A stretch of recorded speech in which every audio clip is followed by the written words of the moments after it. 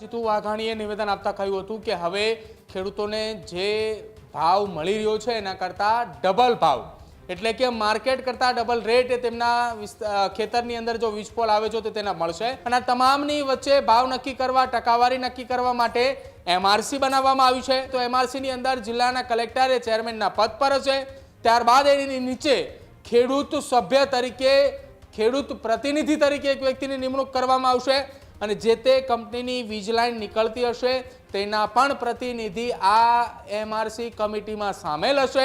National highway અથવા તો state highway નજીકથી કોઈ જમીન નીકળી રહી છે એમાંથી જો વીજ પોલ નીકળે છે તો એના ભાવની કિંમત એ જે હશે, જે ભાવ આંકવામાં આવશે એના ભાવના ડબલ રકમ તેને આપવાની વાત છે। ભાવની સામે ડબલ વળતર તેને આપવા માટેની વાત જે છે તે આની અંદર કરવામાં આવી હતી અને તેને જ લઈને ખેડૂતોએ અડગ હતા કે અમને હજી પરિપત્ર મળ્યો નથી। હવે રાજ્ય સરકારે પરિપત્ર પણ આપી દીધો છે। હવે જોવાનું રહેશે કે 18 દિવસથી ઉપવાસ પર બેઠેલા ખેડૂતો એ ક્યારે ઉપવાસ છાવણી છોડે છે।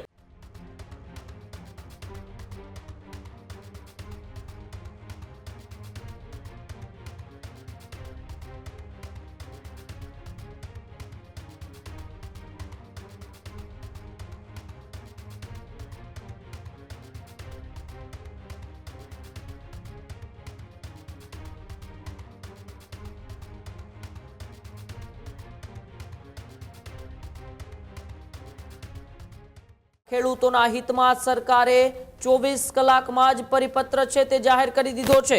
જી હા, ખેડૂતોના હિતમાં 24 કલાકમાં સરકારનો પરિપત્ર જાહેર।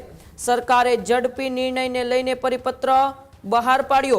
વિભાગોના સંકલનથી પ્રક્રિયા પૂર્ણ કરાઈ। ખેડૂતોના બજાર ભાવના બમણા દરે મળશે હવે ખેડૂતોને વળતર। જંત્રી નહીં બજાર ભાવ આધારિત વળતરનો નિર્ણય કરવામાં આવ્યો છે। ખેડૂતોને વળતર મુદ્દે સરકારનો આ મોટો નિર્ણય।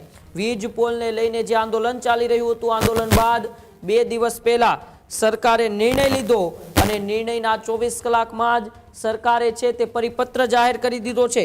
એ પરિપત્રને લઈને સરકાર હવે જે રીતે 24 કલાકની અંદર જ એ પરિપત્ર જાહેર કરી દીધો છે।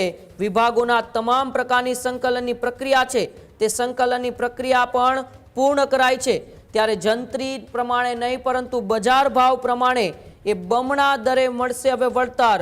24 કલાકમાં નિર્ણયનો અમલ સરકારે શરૂ કરતા હવે ખેડૂતોમાં પણ ખુશીનો માહોલ જોવા મળ્યો છે। બજાર ભાવના આધારે ખેડૂતોને હવે ન્યાય મળશે। ખેડૂતોને રાહત આપતો પરિપત્ર ગુજરાત રાજ્ય સરકારે જાહેર કર્યો છે।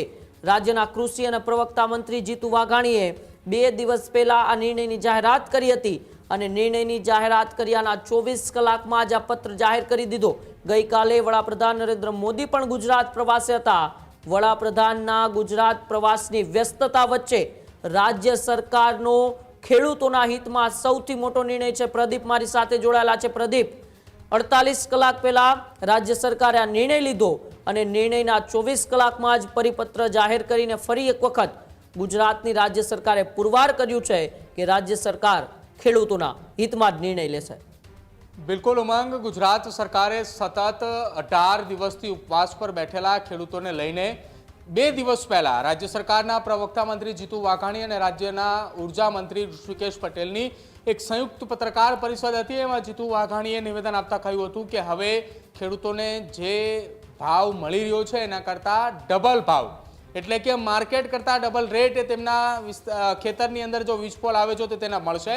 આ પ્રકારની એક સત્તાવાર જાહેરાત કરવામાં આવી હતી। ઉદાહરણ તરીકે પણ તેમને માહિતી આપી હતી અને સાથે જ જેટલા વિસ્તારની અંદર વીજપોલ આવે છે એ વીજપોલની ફરતે 1 મીટરનો ભાગ પણ ગણવામાં આવશે એટલે કે વધારાના 1 મીટરના રૂપિયા પણ આપવામાં આવશે ને જેટલા વીજપોલ જે છે, જેવી લાઈન નીકળે છે એ પ્રમાણે એના ભાવ પણ નક્કી કરાયા છે, એની ટકાવારી પણ નક્કી કરાઈ છે અને તમામની વચ્ચે ભાવ નક્કી કરવા ટકાવારી નક્કી કરવા માટે એમઆરસી બનાવવામાં આવ્યું છે। એમઆરસી એટલે માર્કેટ રેટ કમિટી। આ એમઆરસીનું મુખ્ય કામ શું છે તો એમઆરસીની અંદર જિલ્લાના કલેક્ટરે ચેરમેનના પદ પર હશે, ત્યારબાદ એની નીચે ખેડૂત સભ્ય તરીકે ખેડૂત પ્રતિનિધિ તરીકે એક વ્યક્તિની નિમણૂક કરવામાં આવશે અને જે તે કંપનીની વીજ લાઈન નીકળતી હશે તેના પણ પ્રતિનિધિ આ એમઆરસી કમિટીમાં સામેલ હશે। તેમના વતી તે નક્કી કરશે કે જે વિસ્તારની અંદરથી વીજપોલ નીકળી રહ્યા છે એ વિસ્તારની જમીનનો રેટ શું છે, માની લો કે કોઈ નેશનલ હાઈવે અથવા તો સ્ટેટ હાઈવે નજીકથી કોઈ જમીન નીકળી રહી છે, એમાંથી જો વીજ પોલ નીકળે છે તો એના ભાવની કિંમત એ જે હશે, જે ભાવ આંકવામાં આવશે એના ભાવના ડબલ રકમ તેને આપવાની વાત છે. હવે કોઈ અંતરિયાળ ગ્રામ્ય વિસ્તાર હશે કે જ્યાં એ વાહન વ્યવહારની પણ સુવિધા ન હોય, તો એ વિસ્તારની અંદર જે બજાર કિંમત હોય છે જમીનની, એ જમીનના ભાવની સામે ડબલ વળતર તેને આપવા માટેની વાત જે છે તે આની અંદર કરવામાં આવી હતી અને તેને જ લઈને ખેડૂતોએ અડગ હતા કે અમને હજી પરિપત્ર મળ્યો નથી. હવે રાજ્ય સરકારે પરિપત્ર પણ આપી દીધો છે. હવે જોવાનું રહેશે કે 18 દિવસથી ઉપવાસ પર બેઠેલા ખેડૂતો એ ક્યારે ઉપવાસ છાવણી છોડે છે. ઉપવાસ છાવણી છોડવાની વાત એટલા માટે છે કે ખેડૂતોએ જે માંગ સાથે અડગ બેઠા હતા એ માંગો તેમની સ્વીકારી લેવામાં આવી છે અને હવે જો ખેડૂતોએ ત્યાંથી ઊભા નથી થતા અથવા તો એ જેતપરની ઉપવાસ છાવણી નથી છોડતા તો આખી આ ઉપવાસ પર બેસવા પાછળનું કોઈ મોટું રહસ્ય પણ હોઈ શકે છે. જેમ કે નિલેશ ઇરવડિયા જે ઉપવાસ ઉપર બેઠા હતા તેઓનું આખું એ ષડયંત્ર અથવા તો આખું એ રેકેટ હકાભા ગઢવીએ બહાર લાવ્યા, ત્યારબાદ તેમને ઉપવાસ છાવણીમાંથી હકાલપટ્ટી કરી અને હજુ પણ ખેડૂતોએ પોતે ઉપવાસ છાવણી પર તો બેઠા જ છે, પરંતુ રાજ્ય સરકારના પરિપત્રની રાહ જોવાઈ રહી હતી. એ પરિપત્ર પણ આવી ચૂક્યો છે. આવનારા સમયમાં એમઆરસીની ટીમ કમિટીની વાત હતી એ પણ રચાઈ ગઈ છે. તો હવે એ ખેડૂતોની તમામ માંગણીઓ જે છે તે સરકારે સ્વીકારી લીધી અને એનો પરિપત્ર પણ આપી દીધો છે. ઉમંગ જી બિલકુલ, આભાર પ્રદીપ અમારી સાથે જોડાવા બદલ અને માહિતી બદલ. ખેડૂત ભાઈઓ છે ખેતરમાં ડ્રોન ઉડાવતા હોય છે ત્યારે આપણે એક પ્રશ્ન સતાવતો હોય છે કે જે આપણે અત્યાર સુધી જીપીએસ ટેકનોલોજી વાળા ડ્રોન વાપર્યા છે, જેથી કરીને મોબાઈલ ટાવર છે અથવા તો હાઈ ટેન્શન લાઈન પસાર થતી હોય, કોઈ વૃક્ષો હોય, ત્યારે જે જીપીએસ ટેકનોલોજી વાળા ડ્રોન છે એમાં ટકરાય અને ટ્રેસ થાય છે. પણ એગ્રીવન લાવ્યું છે જીએનએસએસ ટેકનોલોજી ડ્રોન, જેથી કરીને એ ડ્રોન છે એ કોઈ જગ્યાએ ટકરાય નહીં, પોતાની રીતે જ ડિસિઝન લે છે અને મૂવ થઈ જાય છે, જેથી કરીને જીએનએસએસ ટેકનોલોજી ડ્રોન છે એ વાપરવાનો આગ્રહ રાખો.